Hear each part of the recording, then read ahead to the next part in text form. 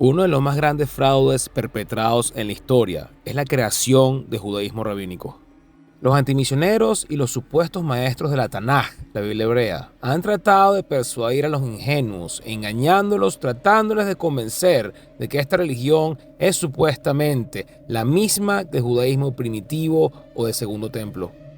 Una de las eminencias académicas del campo de judaísmo rabínico, judaísmo primitivo y el Segundo Templo, el doctor Rabbi Burton Vysotsky, graduado del Seminario Teológico Judío, en su libro Los Rabinos y Afrodita, él escribe: hay un gran debate sobre cómo era el judaísmo en ese periodo posterior a la destrucción del templo, en los primeros siglos de la era común, pero no debería llamarlo judaísmo, quizás mejor judaísmos. Si uso el singular, revelo un sesgo al sugerir que había una única forma, posiblemente ortodoxa, de judaísmo que caracterizaba la práctica y las creencias judías en el Imperio Romano. Como veremos, existían amplias variedades de judaísmo, tanto antes como después de la destrucción del templo, quizás incluso lo suficiente como para hablar en plural judaísmos. Pasaron varios siglos para que el judaísmo encontrara una expresión singular en el judaísmo rabínico. Esta forma de judaísmo, el rabínico, hoy abrumadoramente predominante, no se convirtió en la versión normativa de judaísmo sino hasta hace apenas unos 800 años.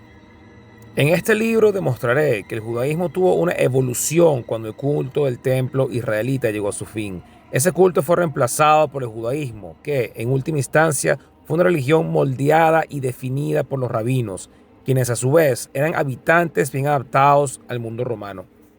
¿Quiénes fueron esos rabinos y cuál era su judaísmo? Cuando el templo de Jerusalén y su sacerdocio se desplomaron, no pudieron ser restaurados, lo que he llamado la religión israelita anterior al 70 después de Cristo, cuando aún existían el templo y sus instituciones culturales, fue reemplazada después del 70 por otros fenómenos religiosos, lo que hoy llamamos judaísmo.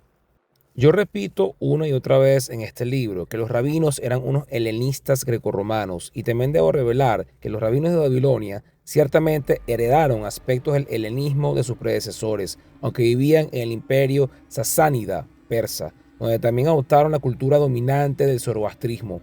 Los judíos no son otra cosa que un pueblo muy complejo. Y con estas palabras introductorias del doctor y rabino Burton, nos damos cuenta cómo el judaísmo rabínico es una religión tan pagana y como no tiene ningún tipo de problema en adoptar doctrinas como la reencarnación. En la Enciclopedia de Judaísmo de Sarah Kadesh y Mitchell Hurwitz está escrito: el concepto de reencarnación no se menciona ni se encuentra en la Tanaj, la Biblia hebrea. Sin embargo, Saadia Gaon escribió en el siglo IX que había conocido a judíos que creían que el alma de una persona muerta podía trasladarse a otro cuerpo. Ciertas escuelas místicas judías creen que las almas no solo son resucitadas, sino reencarnadas varias veces. El concepto de reencarnación también se utiliza para explicar la enseñanza tradicional de que cada persona judía en la historia estuvo presente cuando se hizo el pacto con Dios en el monte Sinaí. Desde este punto de vista, cada uno de los individuos presentes en ese momento continúa siendo renacido. En la Enciclopedia de Judaísmo del respetado erudito Jacob Neusner, la reencarnación no se encuentra en la Biblia. La doctrina de la reencarnación enseña que después de la muerte, algunas almas que han dejado los cuerpos en los que habitaban regresan para habitar en otros cuerpos. Probablemente los judíos heredaron esta doctrina de las religiones orientales y el neoplatonismo medieval. Saadia Gaon escribió que algunos judíos de su época tenían una noción de la reencarnación, pero como doctrina judía surge por primera vez en uno de los primeros textos místicos, el Sefer HaBahir, el libro de la Iluminación, que apareció en el siglo XII en el sur de Francia. Y tanto escépticos como críticos de la Biblia aseguran que esta doctrina de la reencarnación no existe en la Biblia. El doctor Jim Tucker, en su libro Vida después de la vida, él escribe: la Biblia no explica explícitamente el concepto de la reencarnación, para ser exactos. Y el doctor Antonio Piñero, en su comentario al Nuevo Testamento, él escribe que la doctrina de la reencarnación es completamente ajena a las enseñanzas del Nuevo Testamento. Christopher Pensack escribe: las doctrinas más completas sobre la reencarnación provienen del hinduismo, pero encontramos pensamientos similares, si no idénticos, sobre la reencarnación en muchas otras tradiciones espirituales. Las enseñanzas llegaron a los misterios griegos, particularmente a los de Pitágoras y Platón, así como a los misterios órficos, y muchos creen que los eruditos griegos recibieron esta información de los sacerdotes magos de Egipto. La reencarnación no se encuentra en la Biblia hebrea. Varias doctrinas de reencarnación, como Gilgud o Gilgud Neshamot, se encuentran en la sabiduría esotérica de la Cábala. La reencarnación no es parte del cristianismo tradicional. Ahora, ¿de dónde proviene esta doctrina pagana adoptada por el judaísmo rabínico? La visión de Platón sobre la reencarnación, una perspectiva que también podría tener raíces de los pitagóricos y los egipcios. Platón consideraba que las almas existían previamente, aparte de los cuerpos, y que los vivos se generaban a partir de los muertos, tanto como los muertos a partir de los vivos. Por lo tanto, la muerte es tanto ordenada por los dioses como limitada únicamente al cuerpo, ya que el alma inmortal regresa a múltiples vidas en la tierra, pero nunca muere. En la obra editada por Frederick Greenspan, El misticismo judío y la Cábala, está escrito: en los textos cabalísticos, en la creencia de reencarnación, se usaron elementos reinterpretados de las tradiciones religiosas hindúes y budistas. Estas desempeñaron un papel muy importante. Isaac Luria fue el cabalista más influyente del siglo XVI y uno de los más importantes en toda la historia de la Cábala. Nació en Jerusalén y emigró a Egipto con su madre tras la muerte de su padre. En Egipto, Luria se convirtió en rabino, estudiando bajo la autoridad rabínica egipcia más importante de la época, Rabbi David ibn Simra Radbaz. Luria fue activo en un círculo de rabinos y eruditos alrededor de Ibn Simra. Colaboró en la escritura de varios trabajos en la ley judía y con el tiempo comenzó a interesarse por la Cábala. Pasó sus últimos años en Egipto, en gran parte en reclusión en una pequeña isla del Nilo. Fue durante este tiempo en Egipto cuando parece haber comenzado a desarrollar sus ideas y prácticas místicas distintivas. El rabino Dover Pinson, en su obra La reencarnación y el judaísmo, Rabbi Menashe ben Israel, escribe que era bien conocido, incluso entre los escritos de los antiguos griegos, que después de que Jeremías fue exiliado a Egipto, enseñó a Platón las enseñanzas de la Torá. Por lo tanto, muchas de las enseñanzas de Platón coinciden con la Torá. De hecho, existen teorías paralelas. Para cada idea que existe en la Torá, se puede encontrar una fuente en otras filosofías. El conocimiento de la Torá impregna todo campo del conocimiento. Lo que se aprende a través de la Cábala era lo mismo que aprendieron los griegos a través de la filosofía griega. Además, incluso entre los gentiles, este concepto era bien conocido. Muchos de los antiguos filósofos griegos que precedieron a Aristóteles creían en la idea de la reencarnación.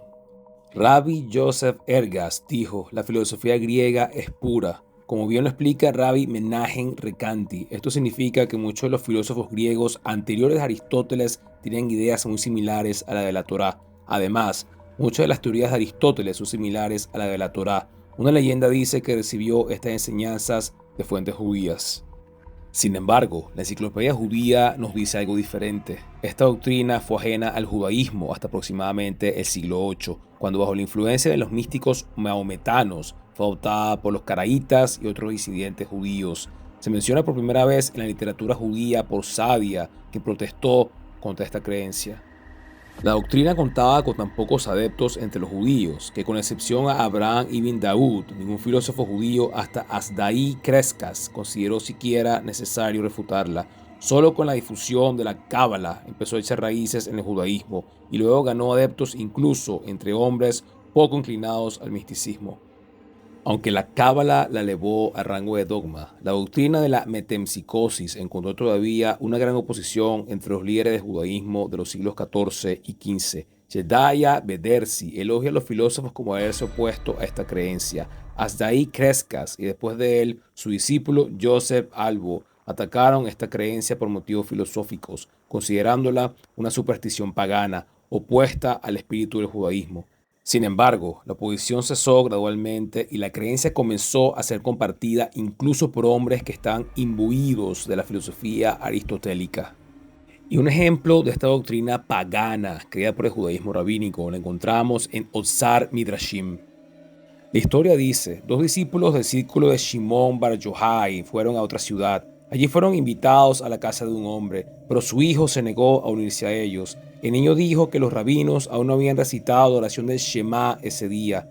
Los rabinos se asombraron al escuchar esto, pues en realidad se habían apresurado tanto para llegar a la ciudad antes del anochecer que no habían dicho la oración. Se miraron entre sí preguntándose qué tipo de niño era este.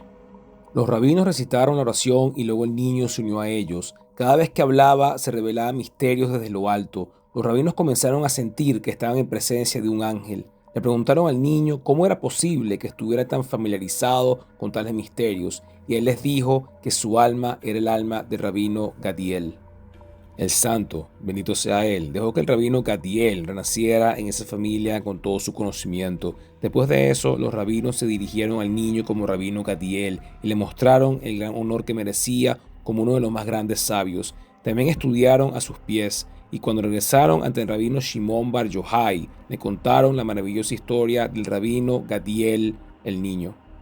Y aquí quedó demostrado una vez más que el judaísmo rabínico no es otra cosa sino un híbrido que adquiere diferentes doctrinas paganas y la vende como algo supuestamente bíblico. Muchas gracias por ver este video. Dios te bendiga.